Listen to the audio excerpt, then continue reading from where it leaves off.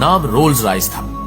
नवाब of Bahawalpur यानी सादिक मोहम्मद खान ने showroom के अंदर जाकर इसकी कीमत और दीगर खसूसियात के बारे में पूछना शुरू कर दिया, तो सेल्समैन ने समझा कि दीगर लोगों की तरह ये भी इनका वक्त जाया कर रहे हैं, तो उसने इनसे कहा कि आप जाएं, ये कार खरीदना आपके बस की बात नहीं है, क्योंकि ये कार अंग्रेजी खरीद सकता है जिसके पास वाफिर मिकदार में दौलत मौजूद है।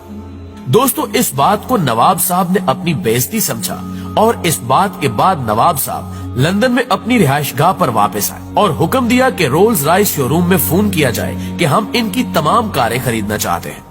हुक्म की तामील हुई, फोन किया गया और नवाब साहब रिहायशगाह से शोरूम की जानिब रवाना हो गए। मतलूबा जगह पर पहुंचने के बाद रोल्स रॉयस शोरूम के स्टाफ ने नवाब ऑफ बहावलपुर का पुरतपाक इस्तकबाल किया और नवाब साहब के इस्तकबाल के लिए रेड कारपेट बिछाया गया।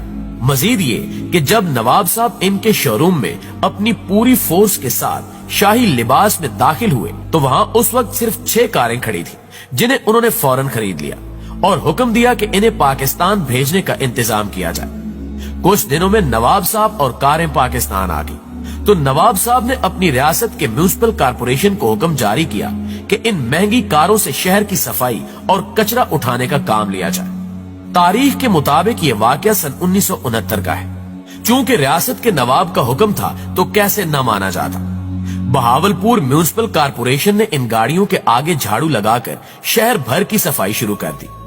ये खबर पूरी दुनिया में जंगल में लगी आग की तरह फैल गई कि एक महंगी कार वहां कचरा उठाने के काम आती है, जिसके बाद रोल्स रॉयस नामी कारें बिकना बंद हो गई और इनके ब्रांड की बेइज्जती भी हुई, जिस पर नवाब साहब को टेलीग्राम लिखकर माफी मांगी गई और कहा गया कि हमने सारे मामले की तहकीकात करवाई है, तो हमें असल मामला पता चल गया है, जिस पर हम आपसे माजरत खा है कि हमारा स्टाफ आपको पहचान नहीं सका।